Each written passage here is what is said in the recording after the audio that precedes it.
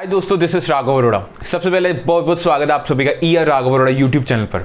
आज आप सभी को गेट 2022 की एक बड़ी ही धमाकेदार दांसू प्रिपरेशन स्ट्रेटेजी बताने जा रहा हूं। जी हाँ, आप लोग सोच रहे होंगे हमारे पास 6 महीने रह गए हैं, गेट की तैयारी कैसे करें, कौन कौन से सब्जेक्ट्स पढ़ें, कैसे पढ़ें, किस तरीके से पढ़ें, कौन सी ऐसी स्ट्रैटेजी है जिसको अपनाने से गेट का एग्जाम 100% नहीं, 200% नहीं, बल्कि 1000% ये गारंटी देता हूं कि अगर आप ये स्ट्रैटेजी अपना लेते हैं तो आपका गेट का एग्जाम जरूर क्लियर होगा। आइए समझते हैं क्या वो स्ट्रैटेजी है, कैसे अपनाना है। आइए स्टार्ट करते हैं। सबसे पहले आप समझ लीजिए गेट प्रिपरेशन की स्ट्रैटेजी आपको आज समझाने जा रहा हूं। गेट कब होने वाला है ये आप सभी को पता होगा। 5, 6, 12, 13, 4 तारीख, 4 ये तारीख ये लागू की गई है आईआईटी खड़गपुर ने कि इस बार गेट इन 4 तारीखों में होगा, फरवरी के महीने की 5, 6, 12, 13।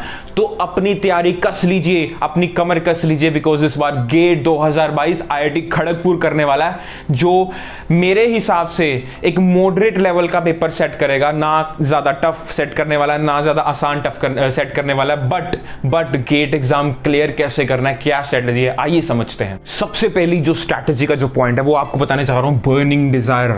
बर्निंग डिजायर आप में होनी चाहिए अगर आप गेट का एग्जाम क्लियर करना चाहते हैं। बर्निंग डिजायर मतलब क्या राघव, मतलब क्या बर्निंग डिजायर? बर्निंग डिजायर वो डिजायर कि आपके सीने में एक ऐसी जलती आग होनी चाहिए कि हाँ, अगर मैं इस एग्जाम को क्लियर कर लेता हूं, अगर मैं गेट 2022 को क्लियर कर लेता हूं तो मेरी जिंदगी ऐसी होगी। मुझे वो चीज पाने की वो आग मेरे दिल में है, मेरे सीने में है, तभी मैं गेट 2022 क्लियर कर पाऊंगा। कैसी डिजायर होनी चाहिए? फॉर एग्जाम्पल, मैं एक ऐसा स्टूडेंट हूं जो गेट 2022 की तैयारी कर रहा हूं। मेरे में बर्निंग डिजायर क्या है? मेरे में ये डिजायर है कि कल को अगर मैं गेट 2022 क्लियर कर लेता हूं, मैं पीएसयू में जॉब लग जाऊंगा, मुझे गवर्नमेंट की तरफ से इतना बड़ा घर मिलेगा, हर एक फैसिलिटी होगी, इतनी 2-3 लाख तनख्वाह होगी मेरी। मैं हर 3-4 महीने बाद कहीं ना कहीं ऑस्ट्रेलिया, मॉस्को, कहीं ना कहीं बाहर अपनी वेकेशन काटने जाऊंगा। ये मेरे में बर्निंग डिजायर है। अगर मैं गेट क्लियर कर पाऊंगा तो ये सारी चीजें मेरे पॉकेट में आ जाएंगी। तो ये मेरी बर्निंग डिजायर है। इन चीजों को पाने के लिए मैं गेट 2022 की तैयारी कर रहा हूं। तो ढूंढिए सबसे पहले कि आपकी बर्निंग डिजायर क्या है, आपके दिल में कौन सी आग है, आप किस चीज को पाना चाहते हैं। गेट 2022 उस चीज को पाने के लिए क्या एक ऐसी प्लेस रखता है। तो अगर तो आपको बर्निंग डिजायर मिल जाएगी तो मैं चाहता हूं कि गेट एग्जाम आपके लिए चुटकियों का खेल है, सिर्फ और सिर्फ चुटकियों का खेल है। बस वो बर्निंग डिजायर ढूंढ लीजिए। सेकंड जो की पॉइंट बताने जा रहा हूं स्ट्रैटेजी का, that is arrange quality study material. अगर तो आप टेलीग्राम चलाते हैं तो आप देखेंगे वहां पर कुछ नहीं, हजारों पीडीएफ्स पड़ी होंगी, बुक्स की ई बुक्स, नोट्स का पीडीएफ, अनेकों पीडीएफ्स पड़ी होंगी। अब एक गेट एस्पिरेंट, अब एक इंजीनियरिंग स्टूडेंट कंफ्यूज हो जाएगा, यार किस मटेरियल को पकड़ूं, क्या पढ़ूं, किस नोट्स को पढ़ूं, कैसे पढ़ूं यार, कैसे पढ़ूं। तो एक वन स्टॉप सोल्यूशन बताने जा रहा हूं आप सभी को। क्या करना है, सबसे पहले तो एक प्लेटफॉर्म चूज कर लीजिए। यूट्यूब पर काफी सारे प्लेटफॉर्म्स हैं, गेट एकेडमी से लेकर अन अकेडमी तक, मेड इजी, काफी सारे प्लेटफॉर्म्स हैं। किसी एक प्लेटफॉर्म को पकड़ लीजिए। मान लीजिए आपने गेट एकेडमी को पकड़ लिया या आपने अन अकेडमी को पकड़ लिया। अब आपने वहां क्या करना है, वहां पर एक स्टार्टिंग से लेक्चर्स को देखना है। जैसे आरसीसी है, reinforce concrete structure, civil engineering का एक सब्जेक्ट है। आपने क्या करना है, उस सब्जेक्ट की सबसे पहले सारी वीडियोस देख लेनी है। सारी वीडियोस देखने के साथ साथ उस सभी नोट्स बनाने, ठीक है, नोट्स बना लिए। आपके पास ना एक कंक्रीट तरह के नोट्स बन चुके हैं, एक पूरी कॉपी बन चुकी है नोट्स की एक सब्जेक्ट की। अब आपने क्या करना है, अब आपके पास टेलीग्राम पर काफी सारी पीडीएफ्स होंगी। मैं वैसे जो सजेस्ट करता हूं ना, आप टेलीग्राम की पीडीएफ्स की तरफ मत जाइए। अगर आप में से कुछ स्टूडेंट्स देखते हैं कि हाँ मैं उन पीडीएफ्स को डाउनलोड कर लेता हूं, तो आप उन डाउनलोड करके ना उन नोट्स को केवल और केवल रेफरेंस के लिए रखें, कि उन नोट्स में यही देख सकते हैं कि जो मैंने नोट्स में खुद नहीं लिखा ना, वो मैं देख लूं कि उन नोट्स में लिखा है, तो मैं वो ऐड कर लूं कि हाँ मेरे फैकल्टी ने ये मिस कर दिया तो मैं लिख लेता हूं।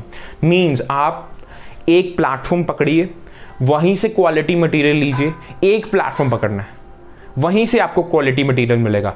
कई लोग सोचते हैं कि क्यों ना मैं एक से दो टीचर्स ले लूं, कि एक गेट एकेडमी का ले लूं, एक अन अकेडमी का ले लूं, दोनों से पढ़ी जाऊं।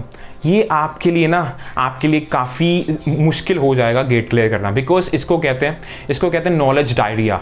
इतनी सारी नॉलेज आ जाती है, इतने सारा मटेरियल स्टडी हो जाती है कि हाँ यार मुझे भूलना स्टार्ट हो जाता है। तो केवल और केवल एक फैकल्टी मेंबर पकड़िए, एक बुक पकड़िए। ये नहीं कि अगर मैंने इरिगेशन इंजीनियरिंग पढ़नी है तो मैं 2-3 बुक्स ले आऊँ इरिगेशन की, सभी से पढ़ूँ, नहीं। अगर तो आपने एमटेक करनी है तभी जाइए, बट हाँ अगर तो आपने क्वालिटी स्टडी लेनी है ना, एक प्लेटफॉर्म पकड़िए, एक बुक पकड़िए और लग जाइए। अगला जो पॉइंट बताने जा रहा हूँ that is understand paper pattern.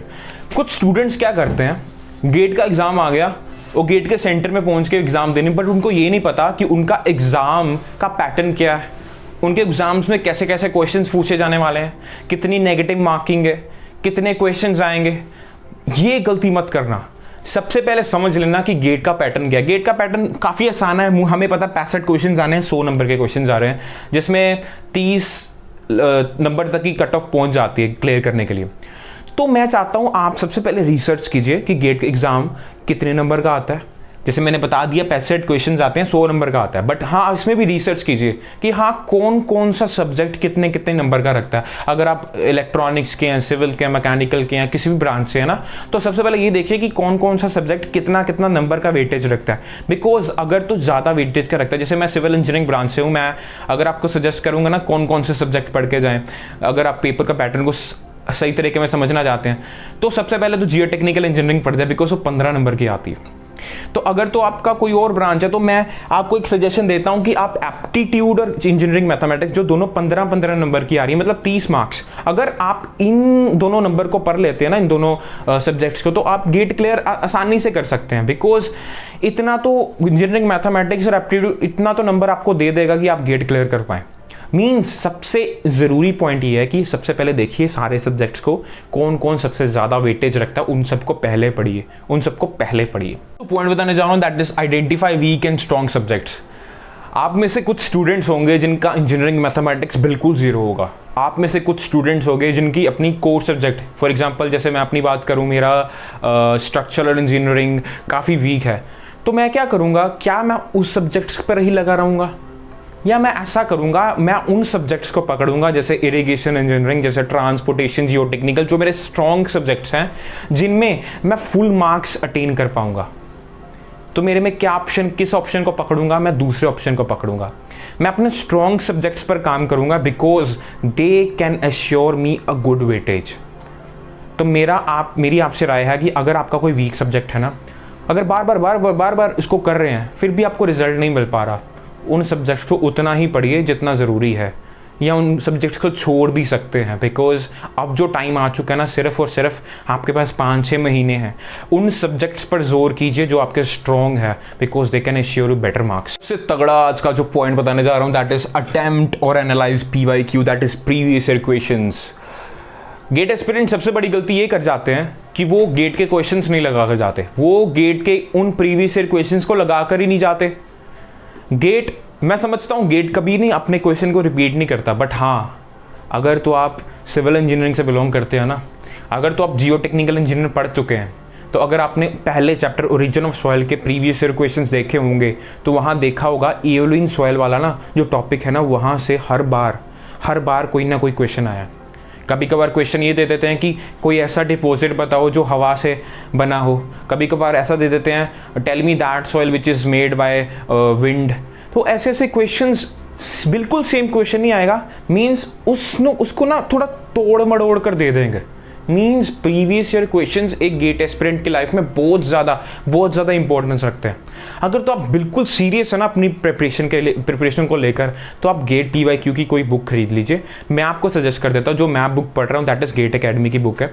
अगर सिविल इंजीनियरिंग के आप बिलोंग करते हैं, अगर आप किसी और फील्ड से बिलोंग करते हैं तो उसकी बुक खरीद सकते हैं। काफ़ी सारी बुक्स अवेलेबल है अमेजोन पर, आप जाइए देखिए, उसके रिव्यूज़ पढ़िए। तो गेट की PYQ बुक ज़रूर मंगवाइए, क्योंकि ये ही एक, जैसे मैंने पिछला पॉइंट बताया आपको, पिछले से पिछला, दैट अंडरस्टैंडिंग पेपर पैटर्न तो समझ लिया आप। अंडरस्टैंडिंग क्वेश्चन पैटर्न कैसे समझेंगे, प्रीवियस ईयर क्वेश्चंस देख के, पहले क्वेश्चंस देखिए कैसे आते थे, कैसा IIT खड़गपुर ने कैसे क्वेश्चंस पूछे थे, बिल्कुल वही स्ट्रेटेजी अपनाइए। क्या आप जानते हैं कुछ ही दिन हुए हमें इंडियंस को न्यूज मिली कि हमारे इंडिया का एक Olympic winner that is Neeraj Chopra, he has won the gold in javelin throw. क्या बता सकते हैं क्यों, किस तरह वो जीत पाया? उसकी ना एक ही स्ट्रैटेजी थी, वो स्ट्रैटेजी थी प्रैक्टिस। सिमिलरली अगर आप गेट एस्पिरेंट हैं, आपकी भी यही स्ट्रैटेजी होनी चाहिए, प्रैक्टिस। बस किस तरह प्रैक्टिस? नोट्स को पढ़ लिया, नोट्स बना लिया। प्रैक्टिस क्या करनी है? प्रैक्टिस करनी है attempt mock test twice in a week. पहले जो गेट एस्पिरेंट्स थे ना, पहले जो टाइम था तब हुआ करता था, तब मॉक टेस्ट नहीं हुआ करते थे। मॉक टेस्ट के लिए काफ़ी पैसे देने पड़ते थे, बड़े बड़े इंस्टीट्यूट्स करवाया करते थे। बट आज तो यार इतना आसान हो चुका है, अन अकेडमी, गेट अकेडमी, मतलब कुछ ही ना कुछ रकम में ही आपको इतने सारे मॉक टेस्ट दे देती है। तो अगर तो आप इन मॉक टेस्ट को आप अगर अटेम्प्ट कर लेते हैं ना, आपकी प्रैक्टिस हो जाएगी, काफ़ी तगड़ी प्रैक्टिस हो जाएगी।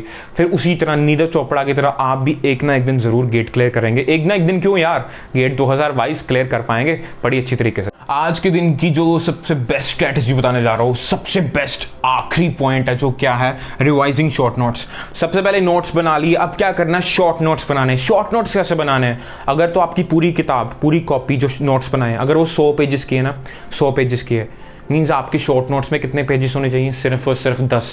मीन्स 10% आपके शॉर्ट नोट्स होंगे। शॉर्ट नोट्स क्या होते हैं, आपकी जो पूरे नोट्स हैं आपने उसको कंप्रेस करके ना, छोटा करके, जो मेन पॉइंट लिख के ना, कुछ 10% कुछ नोट्स बना दिए। वो क्या करेंगे, आपने क्या करना है, हर एक चीज़ को रिवाइज करना है। क्योंकि रिवीजन ही, आप अपने टाइम को कैसे स्पेंड करते हैं, मान लीजिए आप दिन में 5 घंटे पढ़ रहे हैं, आपने क्या करना है, 3 घंटे आपने नए कंटेंट को पढ़ना है, 2 घंटे रिवीजन करनी है, 2 घंटे रिवीजन करनी है। ज़रूरी नहीं शॉर्ट नोट्स को रिवीजन करनी है, ज़रूरी ये है कि आपने सभी नोट्स को रिवीजन करनी है। बट हाँ, शॉर्ट नोट्स क्यों बनवा रहा हूँ आपके, बिकॉज लास्ट में आकर जब आपके पास 1 महीना होगा ना, तब आप केवल और केवल शॉर्ट नोट्स पढ़ेंगे, वही आपकी रिवीजन का एक ही तरीका होंगे। सो आज मैंने आपको 7 पॉइंट्स बना दिए। Burning desire, arrange quality study material, understanding paper pattern, identify weak and strong subjects, analyse attempt PYQs, attempt mock test twice a week and revising short notes. ये जो 7 पॉइंट्स अगर आप ये समझ लेते हैं तो यही रामबान तरीका है गेट को क्लियर करने का। So thank you very much, hope करता हूँ आपको वीडियो अच्छी लगी होगी। सब्सक्राइब, लाइक एंड कमेंट कर देना। Thank you.